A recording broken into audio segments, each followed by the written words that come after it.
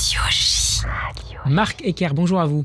Bonjour Steve Nadjar. Merci d'avoir accepté notre invitation. Vous êtes directeur adjoint de l'IFRI, l'Institut français des relations internationales, rédacteur en chef de politique étrangère et chercheur au Centre des études de sécurité du même IFRI. Vous êtes le co-auteur avec Elie Tenenbaum du livre La guerre de 20 ans, djihadisme et contre-terrorisme au XXe siècle, couronné du prix du livre de géopolitique 2021. Et vous avez fait paraître il y a quelques semaines aux éditions Spinel un roman, cette fois, intitulé Daesh au pays des merveilles, une fiction très documentée sur les attentats qui ont eu lieu en France entre 2013 et 2017. Marc Ecker, je voudrais qu'on démarre d'abord avec les commémorations du 8 mai, du jour et de la victoire des Alliés contre l'Allemagne nazie. Que reste-t-il de l'ordre international né dans les cendres de la guerre en 1945 ? Merci d'abord de m'accueillir ce 8 mai, comme quoi on travaille un jour férié. Et puis je pense qu'en ce 8 mai qui commémore la fin de la Deuxième Guerre mondiale, il faut effectivement avoir une pensée pour toutes ces millions de personnes qui sont décédées pendant ce conflit. Et effectivement, un nouvel ordre international est né à l'issue de cette guerre. Un ordre qui a d'emblée d'ailleurs été contesté, puisqu'on est très rapidement rentré dans la guerre froide, en réalité, avec l'opposition des deux blocs, un bloc occidental, capitaliste, un bloc derrière l'Union soviétique, communiste. Et on avait néanmoins une forme d'équilibre qui s'était créée avec des institutions internationales nées à l'issue de la Deuxième Guerre mondiale qui, bon an, mal an, tentaient de jouer un rôle, en particulier l'Organisation des Nations Unies, même si le Conseil de sécurité des Nations Unies était régulièrement bloqué par des vétos quand les principales puissances étaient elles-mêmes concernées. Voilà, il y avait une forme d'équilibre qui s'était créée. Une première rupture à l'issue de la guerre froide a été évidemment la chute du mur et la chute de l'Union soviétique. On est rentré dans une ère qu'on a appelée post-guerre froide, avec différentes interprétations à l'époque. L'illusion de la fin de l'histoire, notamment. Exactement, l'illusion de la fin de l'histoire de Francis Fukuyama. Il y avait d'autres interprétations plus pessimistes à l'époque, notamment déjà Huntington, le choc des civilisations. Et en tout cas, dans ces années 90, on parlait beaucoup en Europe des dividendes de la paix.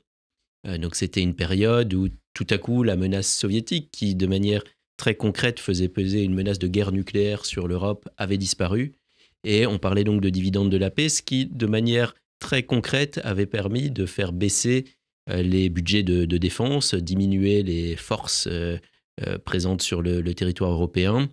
Et puis on est rentré ensuite en 2001 dans une nouvelle phase stratégique, un nouveau cycle stratégique, celui qu'on a appelé la guerre globale contre le terrorisme, mais avec des types d'interventions qui étaient très particuliers, puisque c'était des interventions extérieures, lointaines, contre des organisations non étatiques. C'est précisément ce qu'on avait étudié avec Elie Tenenbaum dans le livre dont vous avez rappelé le titre, La guerre de 20 ans, qui était donc une histoire de la guerre contre le terrorisme de 2001 à 2021. Et là, dans cette guerre globale contre le terrorisme, en réalité, beaucoup d'États, même des États qui avaient des contentieux très sérieux, se sont retrouvés en quelque sorte dans le même bateau face à un adversaire qui était un adversaire commun. Donc, notamment Al-Qaïda, en 2001, entre la Russie de Poutine déjà et George Bush, le président américain. Oui, et ce qu'on a vu, c'est que Al-Qaïda et ensuite Daesh avaient des ennemis qui étaient aussi bien les États-Unis, la France, les pays occidentaux en général, mais aussi la Russie, l'Iran. Et alors, on n'a pas constitué une alliance commune contre ces groupes-là. La coalition internationale contre Daesh, qui a été mise en place en 2014, était une coalition qui n'incluait pas l'Iran ou la Russie, par exemple. Mais le fait est que l'Iran et la Russie étaient aussi engagés contre Daesh en dehors de cette coalition, en soutien en particulier au régime syrien, à l'époque le régime de Bachar el-Assad, et qu'il y avait à minima des méthodes de déconfliction pour faire en sorte qu'il n'y ait pas de malheureux accidents entre les armées russes, par exemple, engagées sur place en Syrie, et puis les armées occidentales qui, elles aussi, conduisaient des frappes sur ce territoire. Donc on a eu cette période-là, et on peut dire que symboliquement, cette guerre globale contre le terrorisme, elle a pris fin en 2021 avec le retrait des troupes américaines d'Afghanistan et le retour au pouvoir des talibans, ce qui en fait a été une grande victoire pour les talibans. Quelques mois avant l'invasion de l'Ukraine par la Russie. Donc on a été un peu dans une phase de transition, et puis en février 2022 arrive l'invasion à grande échelle de l'Ukraine par la Russie, sachant qu'il y avait déjà eu en 2014 quand même l'occupation et l'annexion de la Crimée. Et on est rentré en fait dans une nouvelle phase, un nouveau cycle stratégique qui est souvent appelé la compétition de puissance. C'est-à-dire qu'on a, de manière très inquiétante, le retour de la guerre sur le territoire européen et une opposition de plus en plus frontale entre des grandes puissances. Ça peut être la Russie, mais on n'en est pas encore au stade de la guerre avec la Chine, mais on sent bien que l'affrontement sino-américain va être quelque chose d'extrêmement structurant pour le 21e siècle. Ça rappelle toute différence par ailleurs plutôt le 19e siècle, cette compétition de puissance? Alors, je voulais en revenir à votre question sur l'ordre international post-Deuxième Guerre mondiale. Et puis au-delà de ça, post-guerre froide, ce qu'on voit aujourd'hui, c'est qu'effectivement, cet ordre est très largement contesté. Et les grandes organisations internationales qui avaient servi de stabilisateurs, bon an, mal an, avec évidemment des choses qui avaient également dysfonctionné, sérieusement d'ailleurs, cet ordre est aujourd'hui pas encore mis à bas, mais il est mis à mal, très clairement, par différents États. Alors on avait l'habitude d'avoir des puissances autoritaires qui voulaient contester cet ordre post-Deuxième Guerre mondiale qui était vu avant tout comme un ordre profitant aux États-Unis et aux Occidentaux. Des puissances qu'on a qualifiées de révisionnistes, en particulier la Russie et la Chine, qui ont mis en place d'ailleurs des instances multilatérales parallèles. On parle par exemple beaucoup des BRICS ou alors de l'Organisation de coopération de Shanghai, par exemple. Notamment le Brésil dont le président Lula sera demain à Moscou, par exemple. Oui, mais alors on voit qu'il y a des pays qui se retrouvent, qui essayent quand même de ne pas complètement prendre parti. Pensez à l'Inde, par exemple. Qui essayent de jouer sur différents tableaux, oui, ou même le Brésil, qui, quand on regarde les échanges commerciaux du Brésil, en réalité, ce pays a deux partenaires prépondérants qui sont la Chine d'un côté, les États-Unis de l'autre, et se couper complètement d'un des deux serait extrêmement risqué. Et ce qui est nouveau maintenant depuis l'arrivée de Trump au pouvoir, c'est que la contestation très dure vient des États-Unis en tant que tels, qui ont déjà annoncé leur retrait de plusieurs organisations internationales, multinationales, et d'organisations, ou en tout cas de formats ou de traités qui avaient été signés. Je pense à l'accord de Paris. Alors là, on s'éloigne du 8 mai 45, évidemment, mais disons que ce grand rêve multilatéral qui avait émergé surtout après la guerre froide est aujourd'hui vraiment remis en cause par un de ces grands promoteurs qui étaient les États-Unis. Donc c'est vrai qu'on a changé d'air. On est entré, Marc Eckert, dans une période de grande instabilité qui n'aura pas comme limite la fin du mandat aux États-Unis de Donald Trump ou de Vladimir Poutine en Russie? Probablement pas. Il est difficile de faire des projections à 4 ans, surtout avec Donald Trump, qui quand même nous réserve des surprises quasiment tous les jours. Mais ce qu'on voit, c'est qu'il y a quand même des décisions très radicales qui ont été prises, soit de retrait d'organisation, soit des actions qui, de facto, reviennent à quasiment une sortie des États-Unis de grandes organisations internationales. Là, je pense en particulier à toute la politique sur les droits de douane, la politique commerciale annoncée par Donald Trump, qui revient de facto à faire sortir les États-Unis de l'OMC, même si en droit, ils y sont toujours. On peut ceci dire revenir en arrière, comme l'avait fait Biden sur un certain nombre de points. On peut revenir en arrière, mais le fait que ce qui reste aujourd'hui la première puissance mondiale, justement, soit un facteur d'incertitude avec des allers-retours, contribue à saper cet ordre international. Et donc c'est de toute manière une mauvaise nouvelle pour cet ordre. Et évidemment, les autres pays qui traditionnellement étaient dans l'autre camp, donc la Russie, la Chine, essayent d'en profiter en montrant que les États-Unis ne sont pas fiables, ne défendent que leurs intérêts, uniquement leurs intérêts, que les valeurs universelles dont on avait parlé, en réalité, étaient une utilisation à leur bénéfice. Donc le soft power américain est aussi affecté. Joseph Nye est mort hier ou avant-hier, si je ne dis pas de bêtises. Absolument, et il était intervenu d'ailleurs il y a peu en visio, mais lors d'une conférence à Paris, à l'école militaire, j'avais pu y assister. Et le soft power des États-Unis est effectivement abîmé par Donald Trump. Donald Trump fait un usage du hard power ou parfois de ce qu'on appelle le sharp power assez poussé. Et en réalité, il est dans une épreuve de force permanente, Donald Trump. Il cherche beaucoup moins à séduire qu'à tordre le bras. Le président chinois Xi Jinping est en visite ces jours-ci à Moscou. Il participera demain aux commémorations du jour de la victoire, célébrées en Russie, non pas le 8 mais le 9 mai. Et il sera question lors de ce déplacement du développement du partenariat stratégique global Chine-Russie, de la signature de plusieurs accords. Marc Ecker, est-ce qu'on peut parler d'alliance entre Moscou et Pékin ? Alors vous savez, la Chine n'aime pas parler d'alliance. La Chine parle de partenariat et parle d'amitié. Il y a une amitié indéfectible entre la Chine et la Russie. En tout cas, c'est comme ça que c'est présenté officiellement. Et ce qu'on a pu voir, en tout cas, c'est que s'il n'y avait pas la Chine derrière la Russie, la situation en Ukraine serait sans doute très différente. La Chine fait partie de ces États qui ont permis à la Russie de tenir face aux sanctions occidentales et qui ont permis de contourner en partie ces sanctions et qui permettent à ce pays de tenir, y compris au point de vue industriel et donc pour ce qui est de l'industrie militaire. Donc aujourd'hui, pour la Russie, la Chine est un partenaire indispensable. Une question qu'on se pose dans le domaine des relations internationales, c'est est-ce que la Russie se retrouve vassalisée par la Chine ? Je n'ai pas la réponse à cette question-là. En tout cas, les dépendances se sont clairement accrues de manière très importante depuis 2022. Mais on voit aussi que par moments, ces pays ne sont pas tout à fait alignés et que la Chine pourrait éventuellement, à terme, aider à faire évoluer la course de la Russie dans un sens plus favorable. En tout cas, c'est un des espoirs qui existe. Est-ce que c'est naïf ? Je ne sais pas. Mais donc, alliance, pour répondre à votre question, non, parce que ce n'est pas un terme officiel pour les Chinois. Partenariat très poussé et amitié indéfectible, pour reprendre là encore les termes un peu grandiloquents de la diplomatie chinoise, ça oui, avec un objectif commun qui a été évoqué à de multiples reprises, qui est encore une fois de réviser cet ordre international post-Deuxième Guerre mondiale. Est-ce que le comportement de l'administration Trump à l'égard de ses alliés ébrèche structurellement, Marc Ecker, l'ordre américain, en particulier en Europe ? Est-ce que ça peut, en retour, permettre le réveil d'une forme d'Europe-puissance de manière pérenne ?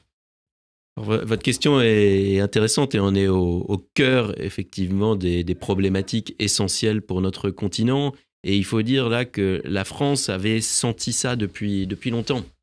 Il faut se souvenir du discours de la Sorbonne d'Emmanuel Macron au début de son premier mandat, où il parlait de cela, où il disait que l'Europe devait devenir une puissance. Il y a cette notion d'autonomie stratégique européenne qui avait été beaucoup poussée par la France. Et le fait est qu'il y avait eu des réticences très importantes de certains autres États de l'Union européenne pour qui la sécurité du continent ne pouvait être garantie sans les États-Unis. On a senti qu'au cours du premier mandat de Donald Trump, il y avait des tensions déjà extrêmement fortes, et même la chancelière allemande avait évoqué de manière très claire la nécessité pour l'Europe d'être plus forte et dans l'hypothèse d'une distanciation, on va dire, des États-Unis.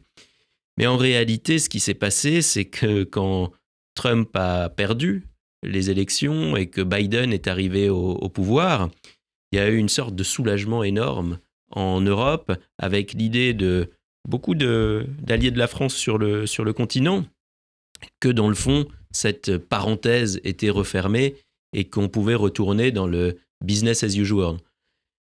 Ce qu'on a vu avec l'élection de Donald Trump, la deuxième, son retour au pouvoir, c'est que cette fois, il est beaucoup plus désinhibé et il est prêt à aller jusqu'au bout de ses options politiques sans avoir dans son entourage ce qu'on avait appelé « the adults in the room », c'est-à-dire des personnes capées qui étaient rompues aux pratiques diplomatiques, qui connaissaient très bien les relations transatlantiques et les relations internationales plus généralement et qui étaient capables d'atténuer un certain nombre de pulsions de Donald Trump.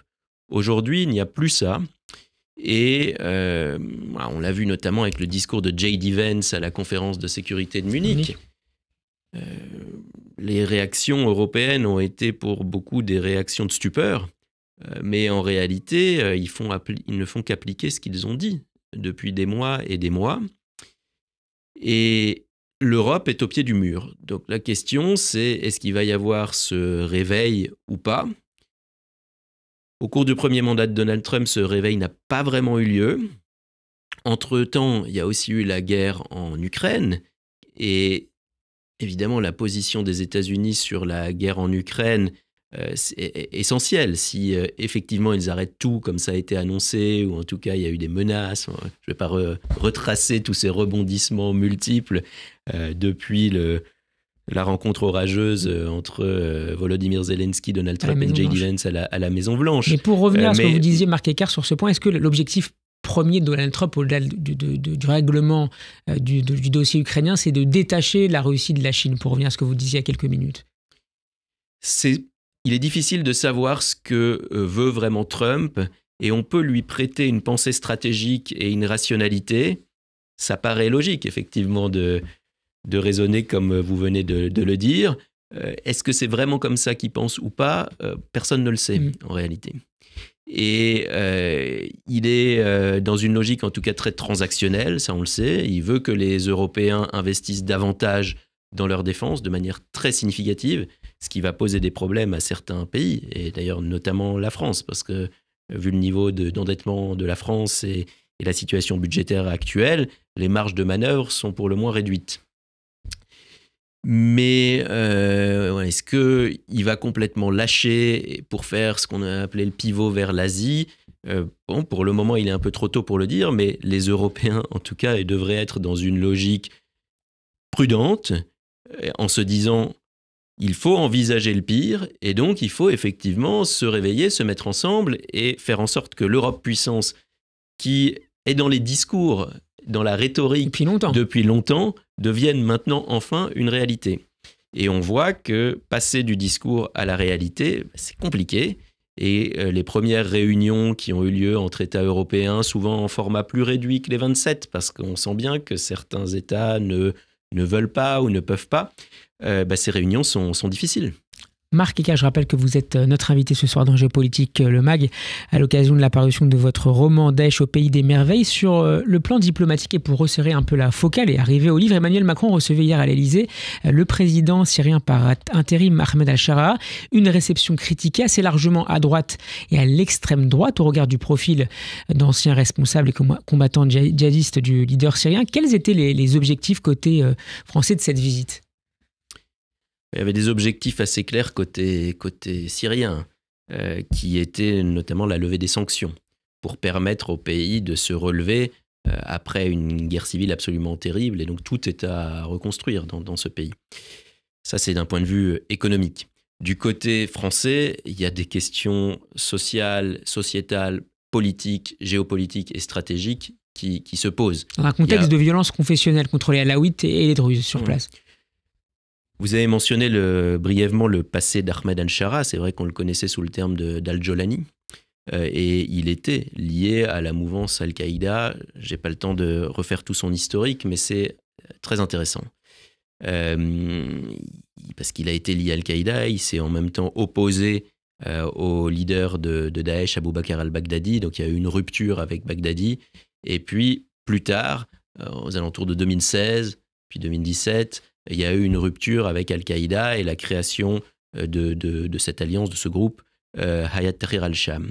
Notamment pour des questions d'image ? Alors c'était toute la question, c'était est-ce que cette rupture avec la mouvance djihadiste internationale était sincère ou pas ? On a quand même maintenant du recul, 7-8 ans de recul. Les observateurs qui sont allés sur place ont tendance à montrer qu'il y a eu une vraie évolution. Alors ça reste un mouvement islamiste dur, évidemment, très conservateur, mais qui semble avoir réellement rompu avec la mouvance djihadiste internationale, représentée d'une part par Al-Qaïda, d'autre part par Daesh. Et c'est un groupe qui tenait la poche d'Idlib et qui a mené du contre-terrorisme contre ces groupes-là. Donc après, il y a eu, une fois qu'ils ont pris le pouvoir, en réalité, plusieurs questions qui se sont posées. 1, est-ce que cette évolution idéologique était sincère et durable ? Donc on a ce recul-là, mais il faut peut-être encore plus de recul. Donc là, il y a, j'allais dire, plutôt des éléments probants favorables, mais enfin, restons prudents et voyons comment ça évolue. 2, est-ce que ce groupe qui a été capable de faire du contre-terrorisme ciblé dans la zone d'Idlib est capable de le faire sur tout le pays ? Ce qui pose aussi la question des relations avec les pays occidentaux qui, eux, ont mené des opérations de contre-terrorisme dans d'autres zones de la Syrie, et notamment des opérations contre Daesh. Et 3, la question que vous avez mentionnée rapidement, qui est celle de la capacité de ce nouveau gouvernement à unifier le pays, à le stabiliser en évitant au maximum les violences confessionnelles, en évitant une reprise de la guerre civile. Parce qu'on sait qu'une guerre civile, une situation de déstabilisation peut aussi être exploitée par des acteurs non étatiques qui voudraient commettre des violences au-delà de ce territoire. Et là, ce qu'on voit, c'est que jusqu'en décembre, la situation était plutôt positive. Le renversement de Bachar el-Assad n'avait pas donné lieu à des débordements de violence outre mesure. Et puis, sur le premier semestre 2025, il y a eu des actions beaucoup plus inquiétantes, des massacres de populations alaouites, et puis ensuite les actions que l'on connaît à l'égard des Druzes. Côté français, les objectifs ? On parlait des objectifs côté syrien. Qu'est-ce que cherche Emmanuel Macron ? Les objectifs, du coup, c'est essayer d'obtenir cette stabilisation de la Syrie pour éviter une reprise des violences et éventuellement un développement de groupes terroristes qui pourraient avoir des objectifs internationaux. Et puis après, une fois qu'on passe en dehors de la question plus politique, stratégique, il y a aussi éventuellement des questions économiques. Mais encore une fois, là, on est à moyen terme parce qu'il faut d'abord la levée des sanctions, même si on a vu que déjà une grande entreprise française, en particulier dans le domaine du transport maritime, s'était déjà positionnée pour développer les activités sur le port de Latakia. Des frappes israéliennes ont eu lieu ces derniers jours contre plusieurs centres du pouvoir syrien ou à proximité, au nom notamment évidemment de la défense des intérêts israéliens, mais aussi de la défense de la minorité druze, sous la pression d'ailleurs des Druzes d'Israël. Les frappes israéliennes en Syrie sont une mauvaise pratique qui ne garantiront pas la sécurité d'Israël, a estimé Emmanuel Macron. C'est un autre point de tension et marque écart entre Paris et Jérusalem, au-delà bien sûr de la situation de guerre à Gaza. Ce sont des choses aussi qui sont discutées d'ailleurs en Israël. J'avais eu l'occasion d'échanger récemment, c'était en tout cas post-décembre 2024, après les premières frappes israéliennes qui avaient détruit une grande partie, non seulement des armes chimiques qui pouvaient exister, mais aussi de l'armée plus conventionnelle syrienne. Et j'avais discuté avec un ancien négociateur israélien qui avait négocié sur la question du Golan avec les Syriens il y a une vingtaine d'années, et qui était assez critique là-dessus en disant que ça ne faisait pas partir sur de bonnes bases les relations entre Israël et le nouveau gouvernement. Mais on voit qu'en réalité, ce que cherche le gouvernement israélien, c'est surtout d'affaiblir au maximum un pays qui a représenté une menace pendant des décennies. Et on est plus dans une logique de sécurité que dans une logique de paix. Une logique aussi d'opportunité ? Une logique d'opportunité très claire, les frappes. Et tout était planifié bien en amont. Et quand l'opportunité s'est présentée à la chute de Bachar el-Assad, on a vu l'efficacité de l'armée israélienne qui a réussi à détruire la capacité militaire syrienne en l'espace de quelques heures ou quelques jours. Donc ces frappes sont une démonstration de force côté israélien. Ça montre qu'on est rentré plus, encore une fois, dans une logique de rapport de force et de sécurité que dans une logique de paix. Il ne s'agit pas de tendre la main diplomatiquement, il s'agit de minimiser le potentiel d'un possible adversaire, sachant que Bachar el-Assad était évidemment un ennemi, mais que peu de crédit est donné à Jolani Chara, compte tenu de son passé djihadiste international, de son appartenance à la mouvance islamiste et du fait, par exemple, que son groupe HTS avait salué les massacres du 7 octobre 2023. Je reviens à votre livre Daesh au pays des merveilles, marqué car le ministre français des Affaires étrangères Jean-Noël Barrot a déclaré hier que la sécurité des Français se jouait en Syrie. La Syrie qui est évidemment l'un des espaces centraux de votre roman, qui se joue donc dans les années entre les 2013 et 2017, 10 ans après les attentats de janvier et de novembre 2015. Est-ce que la Syrie est toujours, ou pourrait en tout cas redevenir selon vous, un sanctuaire pour les djihadistes, notamment ceux qui sont d'origine française ? Alors c'est aussi un point que j'aurais dû évoquer avant, quand vous m'avez posé la question des intérêts français. Il y a effectivement des intérêts français en Syrie sécuritaires, du fait de la présence persistante de ces camps de prisonniers de Daesh dans le nord-est syrien qui sont tenus par les Kurdes. Donc, toute la question, c'est aussi de savoir comment les Kurdes vont être traités par ce nouveau régime syrien et comment les Turcs vont agir ou pas dans un contexte plus large où il y a eu, comme vous le savez, une ouverture pour une négociation, un accord de paix, en tout cas un désarmement, que sais-je, du PKK. Donc là, c'est une autre branche des Kurdes qui concerne plus la Turquie directement. Mais bref, tout ça est complexe, comme souvent au Moyen-Orient. Et le fait est qu'il y a encore ces camps qui existent avec des dizaines de milliers de prisonniers, dont on estime probablement entre 15 000 et 20 000 étrangers encore. Et parmi ces étrangers, qui sont pour l'essentiel du monde arabe, eh bien, il y a quand même encore des dizaines, voire un peu plus, de ressortissants français. Il y aurait aujourd'hui entre 60 et 70 Français hommes adultes encore dans le nord-est syrien, à peu près l'équivalent 60 à 70 femmes françaises adultes et environ 130 enfants. Ça, on parle donc de la partie du Rojava, donc le nord-est syrien tenu par les Kurdes. Donc ce sont pour les femmes et les enfants des personnes qui sont dans ces fameux camps, et pour les hommes plutôt des gens qui sont dans des prisons.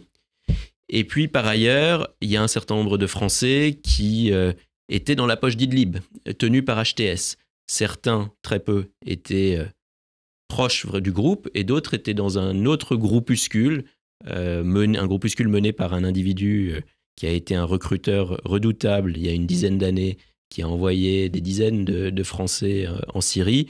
Cet individu s'appelle Omar Homsen. Il a été en bisbille avec Hayat Tahrir al-Sham, le groupe de Jolani. Il a même été emprisonné. Mais voilà, on a ces individus, ces Français, qui sont sur place et qui doivent faire l'objet d'une surveillance. Et puis par ailleurs, il y a encore un nombre d'individus, sans doute peu, mais qui ne sont pas identifiés précisément et qui sont plutôt liés à Daesh. Est-ce que les contacts ont repris ou existent entre les services de renseignement des deux pays, justement sur ces questions de lutte contre le terrorisme ?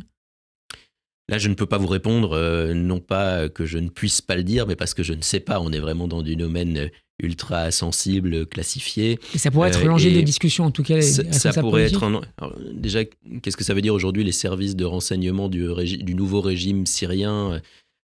Très franchement, je ne sais pas. Ils doivent être en train. C'est un groupe insurgé qui prend le pouvoir, donc il leur faut sans doute aussi du temps pour s'institutionnaliser et pour s'installer dans les différents organismes et institutions qui pouvaient exister auparavant. Est-ce qu'ils vont garder exactement les mêmes institutions ou pas ? On ne le sait pas. En tout cas, pendant la période de Bachar, à ma connaissance, les relations avaient été rompues. Mais encore une fois, c'est à ma connaissance. Il y a peut-être des choses qui m'échappent. Alors ce roman, Marc Hecker, Daesh au pays des merveilles, raconte aussi les querelles de chapelle autour d'experts ou de dits experts en matière d'islamisme, de terrorisme, de radicalisation. Quelles sont ces chapelles incarnées notamment dans votre livre par votre héros, en tout cas votre personnage principal, Paul Rivière, mais aussi par Belfast ou par une jeune docteure exilée en Belgique, en tout cas au début du livre, Julie Decamps. Il y a eu des querelles d'interprétation et des oppositions entre universitaires pour comprendre d'où venaient ces phénomènes de radicalisation.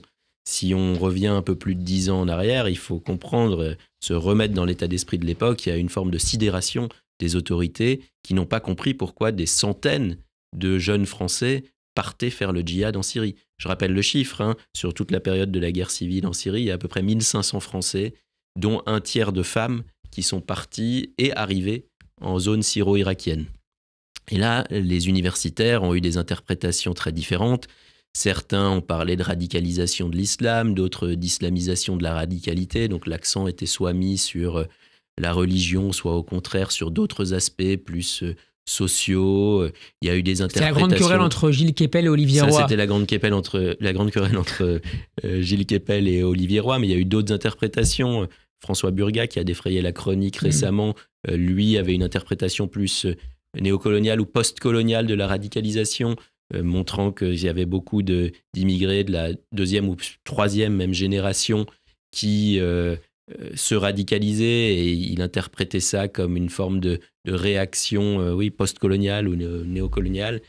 Et il y a eu d'autres interprétations encore. Certains décrivaient une forme d'emprise sectaire par ce groupe Daesh, ce qui était pour moi gênant parce que c'était un peu déresponsabilisant pour les personnes qui rejoignaient le groupe, même si dans certains cas ça a pu effectivement avoir lieu. Il y avait des interprétations plus psychologiques ou psychanalytiques avec des psychologues spécialistes de la radicalisation qui ont parlé par exemple du surmusulman, des jeunes qui ne connaissaient rien à la religion et qui tout à coup sont devenus plus musulmans que les musulmans, donnant des ordres, des interprétations sans véritablement bien connaître les textes.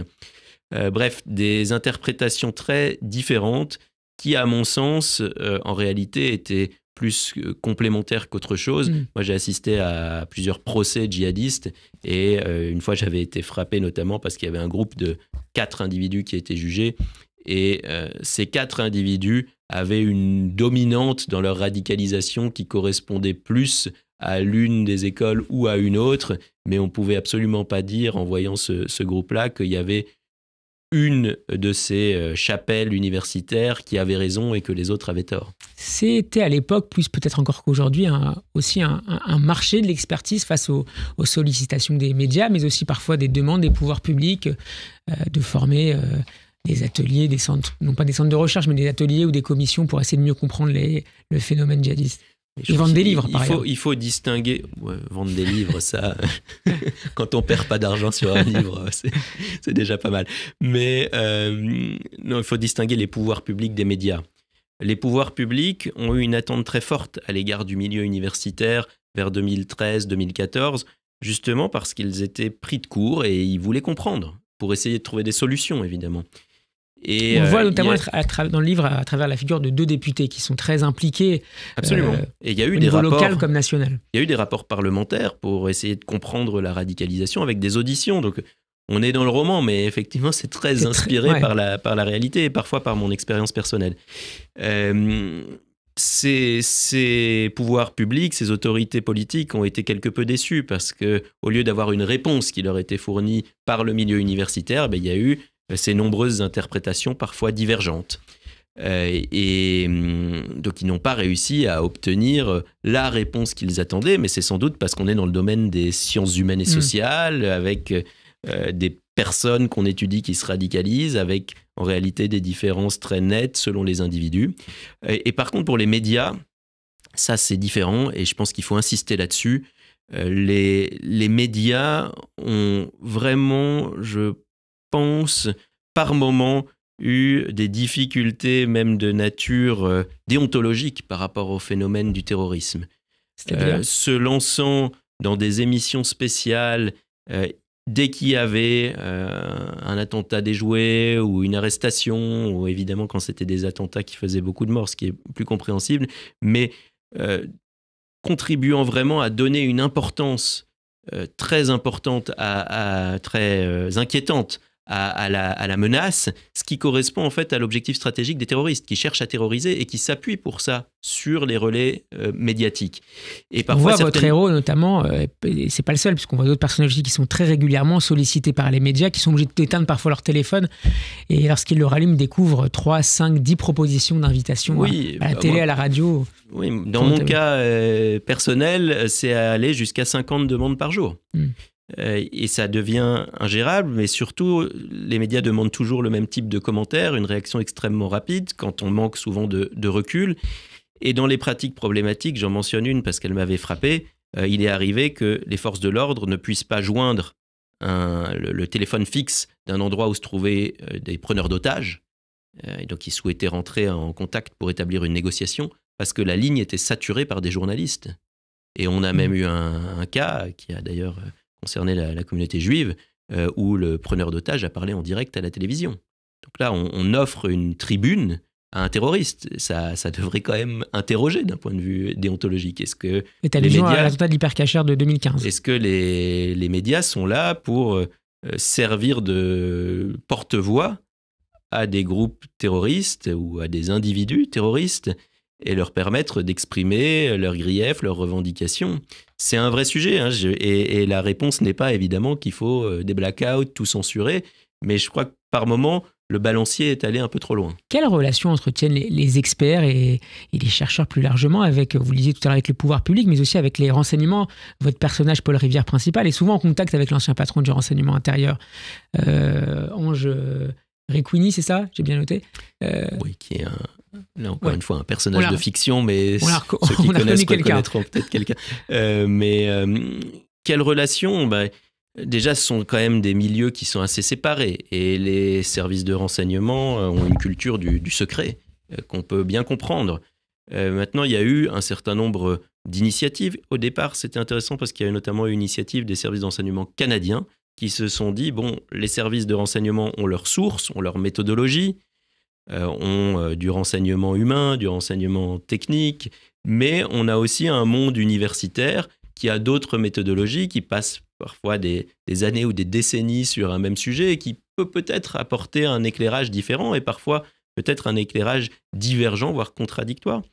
Et les Canadiens avaient lancé comme ça une sorte d'atelier, des séminaires où ils invitaient ponctuellement des chercheurs à présenter des travaux et à échanger avec la communauté du renseignement, sans que des secrets évidemment soient divulgués. Chacun son métier, encore une fois. Mais l'idée, c'était un peu de réussir quand même à décloisonner un tout petit peu ces mondes. Et la France s'en est un petit peu inspirée là aussi, avec des expériences qui ont été menées, où des chercheurs ont pu être invités pour présenter des recherches, des ouvrages, avec des échanges de points de vue. Mais encore une fois, ça s'arrête là, et il ne s'agit pas de mélanger les deux mondes, parce que ça pourrait être dangereux. Ça pourrait être dangereux pour des chercheurs qui vont à l'étranger. S'ils sont pris pour des agents de renseignement, ils s'exposent à un emprisonnement, voire pire, et c'est déjà arrivé. Donc, il faut mais les services sont à l'écoute, si vous me permettez l'expression, sont à l'écoute aussi des recherches et des résultats des recherches des... Ça fait partie de leur travail aussi de travailler sur les sources ouvertes. Il n'y a pas que des choses secrètes, et il y a énormément de choses en sources ouvertes qui sont accessibles, et notamment les recherches qui sont produites par des spécialistes qui, encore une fois, creusent des sujets, passent beaucoup de temps, parfois maîtrisent les langues, connaissent les subtilités locales, régionales.